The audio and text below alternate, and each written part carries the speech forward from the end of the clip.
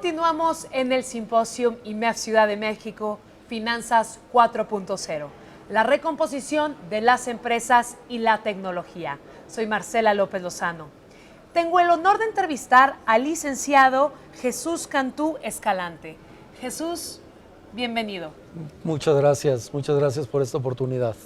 Y el licenciado Jesús Cantú Escalante, él es el titular de la Unidad de Normatividad, Competitividad y Competencia en la Secretaría de Economía. Estamos muy contentos que por parte del gobierno estén integrándose a todo este simposio aquí del IMEF Ciudad de México. Y bueno, le damos la más cordial bienvenida. Muchas gracias, muchas gracias. A ver, platíquenos, ¿qué le ha parecido el simposio? Bueno, el simposio es muy interesante y desde luego está tocando un tema que es fundamental, algo que desde luego está transformando nuestras vidas, no de ahora, de hace buen tiempo, que la pandemia detonó y aceleró el proceso de cambio a partir de la tecnología, obviamente.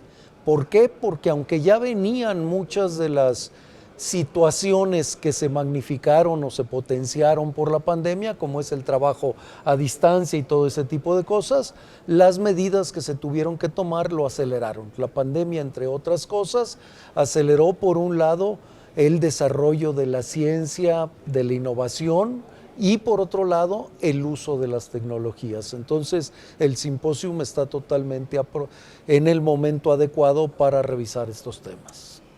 En general, ¿qué es la política industrial de México? Bueno, a ver, hay que decir, México tuvo durante por lo menos 40 años una política industrial o varias políticas industriales en varios momentos, aproximadamente desde las décadas de los 40 hasta principios de los 80. A principios de los 80 se decidió que no se requería una política industrial, sino que iban a ser los mercados y las propias empresas las que iban a lograr su propio desarrollo y evolución. Se apostó a la apertura comercial y que la apertura comercial era la que iba a, pues ahora sí, marcar el rumbo. No, lo que hemos visto en estos, pues ya otros 40 años, a partir de los 80 hasta estos momentos, es que la industria, el sector secundario, ha venido decreciendo en su participación en el Producto Interno Bruto, que hemos perdido fortalezas en ciertos sectores. Pongo el caso porque es muy representativo de la industria farmacéutica. México fue líder obviamente en América Latina, pero inclusive teníamos vacunas propias, teníamos principios activos propios y desgraciadamente todo esto se abandonó y hoy tenemos fundamentalmente distribuidores de medicamentos y de equipos de salud. Entonces, hoy estamos muy conscientes en el gobierno que se requiere pues que haya un impulso, que haya una identificación de sectores a los cuales se debe apoyar y se debe promover su desarrollo. Su desarrollo va mucho más allá del crecimiento, por supuesto tiene que haber crecimiento, pero no basta con el crecimiento, tiene que haber innovación, tiene que estar respondiendo a las necesidades de un momento y obviamente tiene que obligar también a toda esta transición que está sucediendo en la industria y en otras muchas partes de el trabajo, ¿no? Vemos cómo se avanza en la robotización, se avanza en la automatización y lo que se requiere pues es talento humano mucho más capacitado y preparado y hay que entender cómo se van a enfrentar esos momentos. Sí, licenciado, como usted bien dice y se ha tocado mucho este tema, innovación, innovación, innovación. ¿Cierto? Sí, la innovación es fundamental, o sea, nadie se puede, en estos momentos, y vuelvo a repetirlo, lo acelerado, lo que ha llevado a esto, creo que el elemento central, uno de los temas que más, pues ahora sí que representa muy gráficamente lo que ha sucedido en estos últimos meses, fue el desarrollo de la vacuna en contra del coronavirus. Es clarísimo, nunca se había desarrollado una vacuna en tan poco tiempo. Llevó menos de un año, llevó prácticamente 10 meses el desarrollo de una vacuna, mientras normalmente el desarrollo de vacunas llevaba varios años. Eso lo que muestra es la necesidad de responder a la necesidad del momento, de utilizar toda la ciencia, de construir algo que ha sido fundamental en todos estos últimos tiempos, y lo quiero destacar porque es algo que cambia con la tecnología y con el desarrollo de la ciencia, industria. Hoy estamos muy focalizados en la co-creación.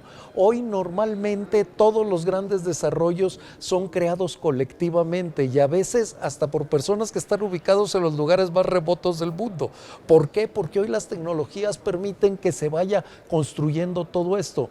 Un poco el inicio de esta co-creación fue el llamado software libre, ¿no? Que se iba construyendo por muchos en su momento que participaban desde cualquier parte, pero esto hoy está en toda la ciencia. Simplemente volteemos a ver los premios Nobel, salvo el de literatura, que ese, bueno, pues es lógico que sea individual, claro, pero casi todos los otros premios son colectivos y de gente que ni siquiera han estado, viven en el mismo lugar, hacen ciencia y desarrollan, innovan, encuentran nuevas formas de responder a las nuevas necesidades, a los nuevos retos. Sí, como usted bien dice, en efecto son cofundadores, ¿no? O sea, se juntan, sí, puede ser que un mexicano con alguien de la India y crean una fintech, ¿no? Por decir algo. Sí. U otras más, ¿no? Otros emprendimientos. En ese sentido se acabaron hoy las fronteras. ¿Cuánto del desarrollo del software se está haciendo en los lugares más remotos? Sí. Pero no solo el software. Hoy, con lo que se ha avanzado, simplemente la utilización de todas las fórmulas de reuniones a distancia. ¿Cuántas plataformas se detonaron? O sea, conocíamos una que obviamente tuvo una ventaja en un primer momento. Cuando digo conocíamos no es que fuera la única que existía, así pero era la más popular. Exactamente. En esos momentos. Hoy tenemos muchas alternativas y seguramente a todos nos ha tocado tener reuniones a distancias de alrededor de 5 o 6, a través de 5 o 6 plataformas, en distintos momentos, obviamente. Esto se está potenciando y está surgiendo de todas partes y no importa dónde la desarrollaste, la puedes utilizar en todo el mundo. Ahora vemos que la gente quiere seguir relacionándose con otras personas, ¿no? Hay plataformas para hacer networking, ¿no? Con gente de la misma industria en Canadá, pueden estar en Australia, en Singapur, ya no hay barreras, ¿no? Y la gente sigue interactuando, como usted bien dice. Sí. Absolutamente, porque se acortaron las distancias. En ese sentido se acortaron totalmente las distancias. Hoy esto ya no requieres, pero también abre muchísimas posibilidades. Ya no requieres, déjame ponértelo así, por ejemplo, para una persona el conseguir trabajo, ya la limitación no es lo geográfico, no es yo vivo en Ciudad de México, yo vivo en México. Hoy en un momento hay muchas actividades que puedes desarrollar para empresas, para think tanks, para universidades, para prácticamente cualquier cosa que se nos ocurra que puede estar del otro lado del mundo. Bueno, para el mismo simposium que se organizó, claro, hay gente que está en formato presencial y en formato virtual, ¿no? Escuchándonos y viéndonos desde otros países. Así es, los formatos híbridos ya tomaron carta de naturalización, ya todos estamos acostumbrados a que unos estaremos presencialmente y otros nos van a estar viendo vía remota y vamos a estar interactuando con todos. Y bueno, con todo este tema de interacción, quiero comentarle que nos enviaron preguntas, tanto del auditorio que está en formato presencial como en formato virtual, y entonces voy a realizarle la siguiente. ¿Cómo abatir la pobreza y la desigualdad? Bueno, son dos grandes retos, obviamente, y déjame ponerlo en estos términos. ¿Qué tenemos que promover? Obviamente tenemos que promover el desarrollo económico. Y vuelvo a decirlo, desarrollo económico no es nada más crecer, un elemento indispensable es el crecimiento, pero implica innovar, implica adaptarse, implica transformar, obviamente, implica hacer cadenas de valor tanto a nivel nacional como internacional. Todo eso implica el desarrollo económico, pero de nada nos va a servir el desarrollo económico si no logramos transformarlo en mayor bienestar para la población en general.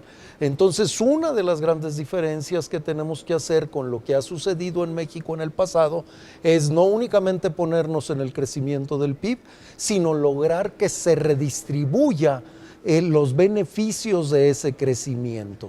Esto implica muchas cosas, implica una redignificación del trabajo, implica una mayor remuneración tanto de los salarios mínimos como de los salarios promedios en el país, implica por supuesto una mayor capacitación, el desarrollo de otras habilidades, o sea, es toda una serie de cuestiones que implican para lograr justamente que se paguen salarios mucho más remuneradores y en este sentido que lleven a una mejor distribución.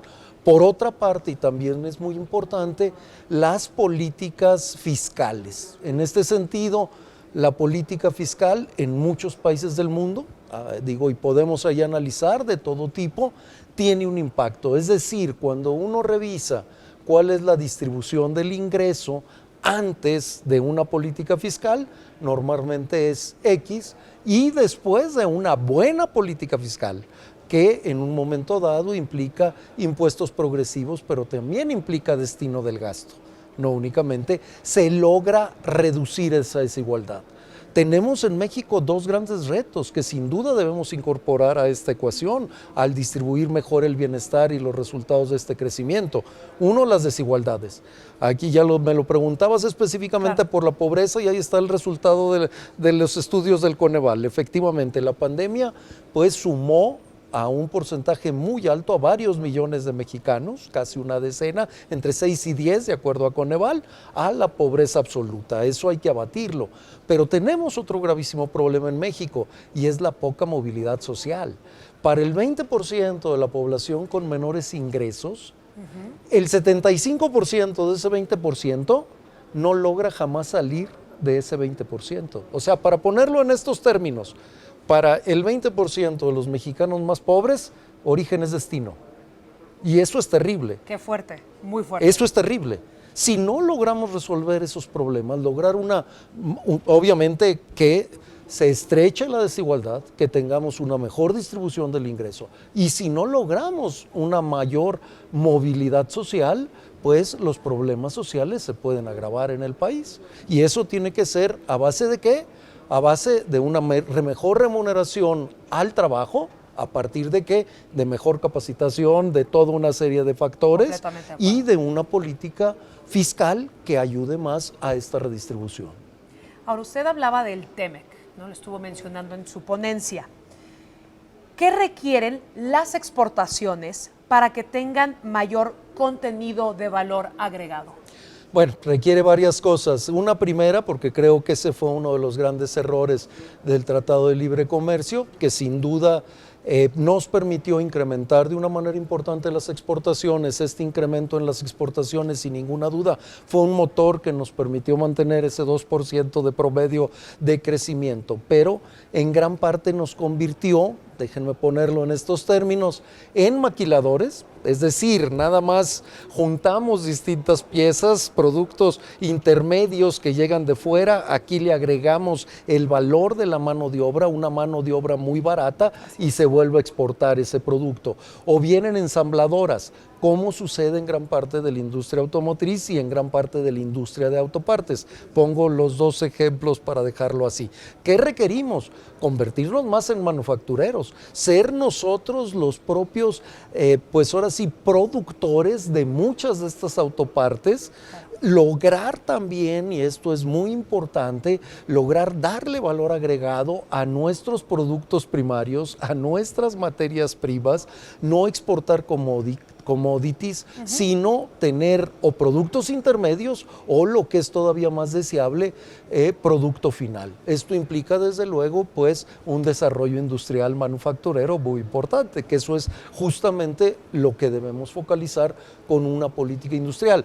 Que quiero también dejarlo claro, el gobierno no es el productor, el gobierno tiene que crear las condiciones para que se desarrolle ese sector industrial, que será fundamentalmente privado.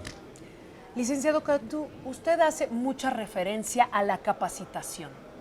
¿Cómo puede estar la gente mejor capacitada para seguir creciendo laboralmente, tener mejores ingresos?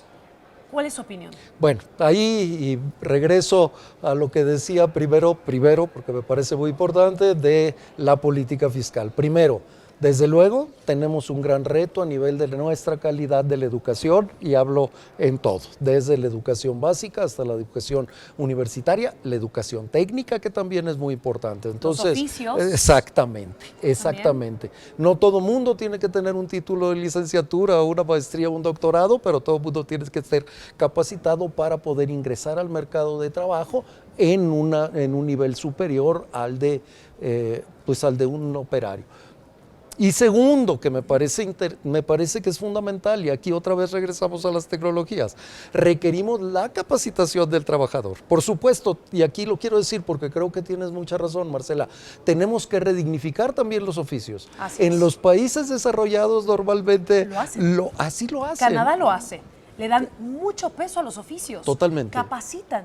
Totalmente. Están en constante capacitación, a ver si alguien quiere cambiar, es más, de empleo y se quiere dedicar a otra función. Sí. La opción, los oficios. Recapacitarse para seguir estando en emplearse. Entonces tenemos que redignificarlo primero, y eso va acompañado también de una reforma educativa, o de una reforma educativa en ese segmento, ¿no? No quiero decir otra, claro, porque van a decir, bueno, otra si acabamos de vivir. No, se implica justamente desarrollarlo y aprovechar las tecnologías. Las tecnologías hoy nos permiten una capacitación, o sea, ya no requerimos otra vez la presencia física, no requerimos los horarios disponibles. Las nuevas tecnologías nos permiten, ¿no? Absolutamente, ya, o sea, absolutamente. Podemos tomar cursos desde China, cursos en China, lo tomamos aquí, de cómo volvernos, no sé, panaderos, muchas opciones. Entonces aprovechemos las nuevas tecnologías también. Es fundamental. O sea, tenemos que desarrollar talento. Ahora, desarrollando el talento, capacitando, ¿habría una mayor movilidad social? Sí, en eso se tiene que traducir, porque tiene que haber una distribución distinta, obviamente, del destino de ese producto que estás agregando. O sea, si aumentamos el contenido nacional, si aumentamos el valor agregado que le damos a un determinado producto, y eso lo redistribuimos de otra manera entre los salarios de los trabajadores, de todos aquellos que están dedicados a labores especializadas, pero justamente de estos oficios que hablamos, y obviamente también se recuperará y habrá mayores salarios de los altos ejecutivos, pero no solo ellos ni reparto de utilidades nada más, sino tiene que ser una redistribución de todo esto a partir de agregar valor. Y en todo. En todo. Todos tenemos que agregar valor. Totalmente, esa es una condición, y tenemos que asumir que ese es un reto que todos tenemos. Así es. ¿Cómo diversificar la economía mexicana en el extranjero? Más allá del TEMEC, cuando el grueso de las exportaciones van hacia Estados Unidos. Bueno, hay dos, diría yo, hay una que ya se está trabajando y que de alguna manera está incluido dentro de varios de los programas que se están desarrollando, y es justamente la integración de esto y la atención a esto que se ha llamado el Triángulo Norte de Centroamérica, ¿no? Estos tres países con los cuales se está trabajando también para tratar de generar desarrollo en esos países y lograr a partir de eso también lograr detener la inmigración, ¿no?, que estamos teniendo y que están teniendo hacia Estados Unidos. Otro, desde luego, sería una mayor integración con América Latina también. Ahí podemos aprovechar también, en la medida en que logremos producir más productos intermedios o terminados, también podemos encontrar otros mercados. O sea, desgraciadamente los grandes proveedores hoy de productos intermedios y de exportaciones, hoy es China ya en muchos de los aspectos, inclusive en muchos de los países sudamericanos, o Estados Unidos. Y creo que allá hay amplias áreas de oportunidad para poder aprovechar y lograr también nosotros mayores exportaciones. ¿Cuáles son los nuevos sectores estratégicos para México? Bueno, básicamente los que hemos denominado como sectores estratégicos en una primera instancia son los que se fueron a plantear al diálogo económico de alto nivel, donde se encuentran los semiconductores, donde se encuentran las baterías eléctricas, donde se encuentra la industria automotriz, donde se encuentra la industria farmacéutica. Ahorita estoy hablando de memoria, que son sectores que van a ser sectores industriales de futuro que hoy presentan una escasez, pero que al margen de que hoy presenten escasez, seguramente mantendrán una serie de mercados a futuro. Hay otra área de oportunidad muy importante, que era la otra que yo señalaba. No los llamamos sectores estratégicos, sino justamente de oportunidad, que son aquellos sectores en los que hoy tenemos grandes exportaciones, pero con poco valor agregado. Yo hacía referencia a las pantallas de plasma. México ha sido, no sé si en estos momentos sea, pero en los últimos años ha sido primer productor del mundo de pantallas de plasma, pero menos del 10% del valor de esas pantallas es contenido nacional. Entonces aprovechemos eso y empecemos a producir más partes de esa pantalla de plasma. Eso nos permitiría otra cosa que quiero destacar porque me parece central también y no lo he dicho: ¿cómo logramos impulsar a las pequeñas y las medianas empresas? El gran éxito fundamentalmente de las economías asiáticas es que las grandes empresas han logrado ser los tractores de muchas pequeñas y medianas empresas, y eso también genera una redistribución del ingreso de manera muy importante. ¿A partir de qué? De nuevas empresas que ofrezcan productos intermedios y estén obteniendo también y derramando ese ingreso. Licenciado Cantú, ¿alguna conclusión con la que quisiera terminar, ya sea de reactivación económica, de innovación, de tecnología, lo que usted nos quiera compartir? Bueno, yo creo que tenemos una gran área de oportunidad. Aquí sí, para nosotros, por el momento que estamos viviendo, la crisis es un área de oportunidad enorme, y cuando digo por el momento, por tener un TEMEC que apenas está entrando en vigor, por tener políticas muy claramente de reactivación que se están implementando en Estados Unidos, por tener ya que fue una iniciativa de México, pero muy bien acogida por Estados Unidos, de reactivar este diálogo económico de alto nivel. Entonces creo que tenemos una oportunidad inmejorable, la tenemos que aprovechar. Totalmente de acuerdo con usted. Licenciado Cantú, yo en verdad lo quiero felicitar y le agradezco infinitamente esta entrevista. Es el acercamiento pues más cercano, ¿no? Valga la redundancia, que he tenido yo con alguien de gobierno, pero además alguien que me explique todo esto con tanta pasión como usted me lo está explicando. O sea, tenemos que apoyar a que a México le vaya bien. Todos queremos que a México le vaya mejor, ¿no? Desde el gobierno, al sector privado, a todos nosotros, queremos que a México le vaya bien. Totalmente, eso es. ¿Qué hacemos? ¿Cómo nos unimos? Bueno, pues tenemos que crear las condiciones, y la mayor responsabilidad la tiene el gobierno. Tenemos que crear las condiciones para unirnos y para trabajar coordinadamente para lograr aprovechar esta oportunidad. Pues los felicito por participar en este simposio IMEF Ciudad de México, Finanzas 4.0, la recomposición de las empresas y la tecnología. En verdad, son bienvenidos. Gracias. Bienvenido el gobierno. Tenemos que trabajar juntos. Totalmente, tenemos que coordinarnos y sabemos que este es un proyecto absolutamente de todos. Licenciado Cantú, saludos a todos en la Secretaría de Economía. Muchas gracias. Y bueno, pues me quedo muy feliz con esta entrevista. Recuerden, reactivación económica. Todos estos temas que se están tratando aquí en el simposio del IMEF Ciudad de México, innovación, inteligencia artificial, en verdad que ha sido gran gusto poder contribuir con el IMEF y con toda la gente, los patrocinadores y con gobierno. Soy Marcela López Lozano, continuamos.